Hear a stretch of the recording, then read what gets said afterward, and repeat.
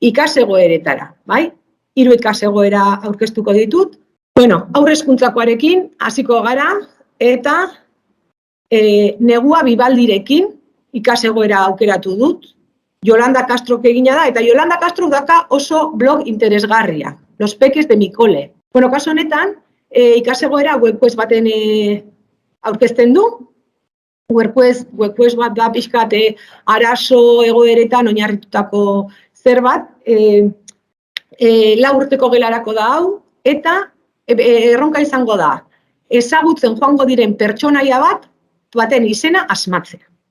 Pertsonaia baten izena asmatzea.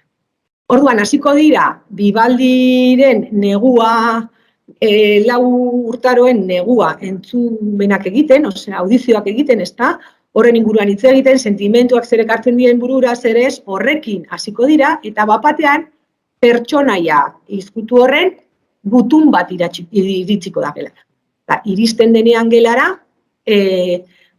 konturatuko dira ez dagoela letrarik. Daudena da QR kodeak. Orduan, taldeka ikasleek irakurri beharko dituzte QR horiek, QR horietan neguarekin lotutako argazkiak agertuko dira, eta gero, taldean denen artean, adostasun bat bilatuta, idatzi beharko dute zer den haiek ikusitako irudi horietan zegoena, eta gero aurkeztu egin beharko diete bere gelakidei. Bakoitzak edukiko du hau ulertzeko modu bat, ez? Bere jakintzatik eta esperientziaretik egingo du, honen inguruan hausnartuta, ebaluazio bat. Bueno, lehen hezkuntzara joango gara, eta kirolaren soinuak. LH, bueno, honen egilea Sergio Fernández Cebrián da, eta bera musikako irakaslea. Eta dago pentsatuta 5. mailara. Orduan, jarduera pausoz pauso. Irakasleak gogoraraziko die not flight nola erabiltzen den. Gero, hor jarri beharko dute eurek aukeratu altako abestiak, partitura eta moldaketak egingo dituzte bertan. Behin hori musikatuta dagoenean eta partitura prest MP3-ra pasatuko dute, eta MP3 grabatu eta MP3-ra pasatu, eta gero, horrekin, gorputz heziketako materialak hartu, eta perkusioa antolatuko dute. Nola egingo dioten akonpainamentua perkusioarekin. Orduan, aldez aurretik edukiko dute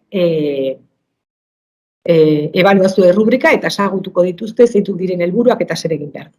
2. hezkuntzakoa. Ureztatze, uren kontaminazioa. Eskalona Fernandezek idatzia da eta DBH 2. mailarako dago pentsatuta. Orduan, landa testuinguru batean martxan jartzeko pentsatuta dago, berak horrela egiten du landa inguru batean, eta ikasleen egin beharrekoa hau da.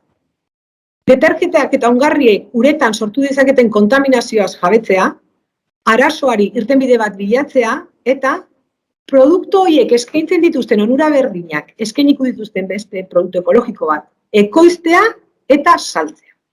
Haien lana ebaluatzeko erabiliko duten kontrol zerrenda bat sortuko dute, taldeka urari kalte egiten dioten osagarrien ordezkoak aurkituko dituzte, ikerketa bat eginez, urare kalterik egingo dioten detergentea ekoiztu, produktu horiek nola txertatu ditzazketen formula berrietan, eta haiek aukeratzen duten aplikazio bat erabilita, etiketak sortu. Bueno, baliabide oso gutxi jarri ditut hemen, baliabide guzti hauetan aurkituko dituzu ikasegoerak, alde batetik amaraunak funtzionatzea danon eskutan dago, guk igotzen baldin baditugu, guk partekatzen baldin baditugu, gure ikasegoerak bertan denentzat aberasgarria izango da. Beste alde batetik, etorkizuneko gela aula del futuro ikuspegiarekin osatutako ikasegoerak bilatzaile badago hor, Los Peques de mi cole, lehen ere aipatu dut, Future Classroom Lab Learning Scenarios hori da Bruselasekoa, baliabide asko hor inglesez daude. Teaching Europeana da europear proiektu bat, Europar ondare kulturala pixkat gordetzeko eta hola, eta hor ere badaude ikasegoerak eginda horrekin lotuta, artearekin, literaturarekin, historiarekin, gehien bat.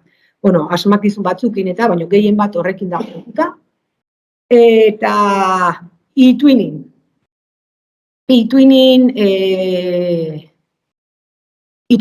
bueno, badaude ikasegoerak. eTwinning da plataforma bat, nun egin dezakegun lana Europako beste ikastetxe batzuekin, ez? Ikasleekin, irakasleekin. Irakasleiri ematen digu formaziorako aukerak daude bertan, teknologia guztiz txertatuta dago, eta proiektuka egiten da lan. Eta badaude proiektu adibide batzuk, kit batzuk hasieran horrekin egiteko.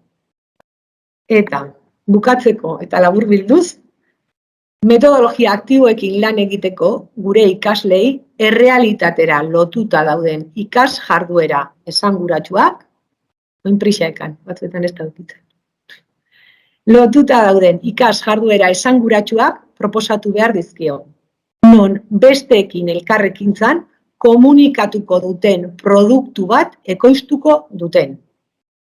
Uste dut, esaldi honek gaur transmititu nahi izan dudana, pixkat borobiltzen duena eta laburtzen duena.